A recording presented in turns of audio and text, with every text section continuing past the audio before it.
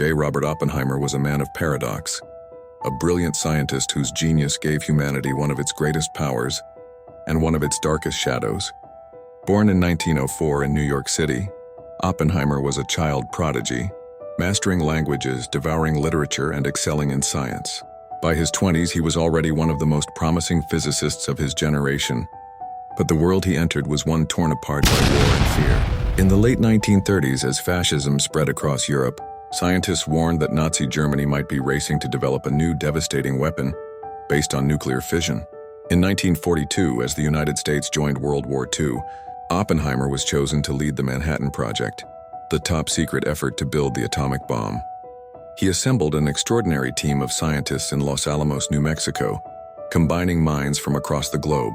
It was the largest scientific gamble in history, conducted under a veil of secrecy and urgency. For 3 years, Oppenheimer lived at the center of this hidden city of science. He coordinated physicists, chemists, and engineers, turning theory into reality. On July 16, 1945, in the desert of New Mexico, their work culminated in the first detonation of a nuclear weapon. The desert lit up with a blinding flash, and the world entered the atomic age. Watching the explosion, Oppenheimer recalled a line from Hindu scripture, "Now I am become death, the destroyer of worlds." Weeks later, the bombs were dropped on Hiroshima and Nagasaki, killing over 100,000 people instantly and ending the war. For many, Oppenheimer was a hero who helped bring victory, but he was haunted by what his work had unleashed. He argued against the use of nuclear weapons on cities. After the war, he became a leading voice calling for international control of atomic energy. Yet his stance soon turned him into a target. In the paranoia of the Cold War, Oppenheimer was accused of communist sympathies and stripped of his security clearance. The brilliant scientist who had once held the nation's trust was publicly humiliated, cast out of power, and left a tragic figure.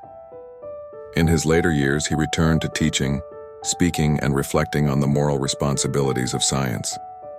He reminded his students that knowledge is not neutral, that every discovery carries choices, consequences, and a duty to humanity. In 1963, he was quietly awarded the Enrico Fermi Award, a gesture of political rehabilitation. But the scars of his downfall never healed.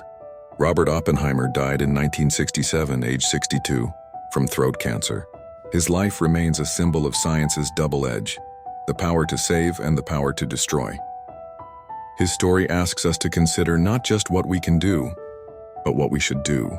He once told his colleagues, "In the debate on the atomic bomb, the voice of the scientist will be heard, but it will be one voice among many."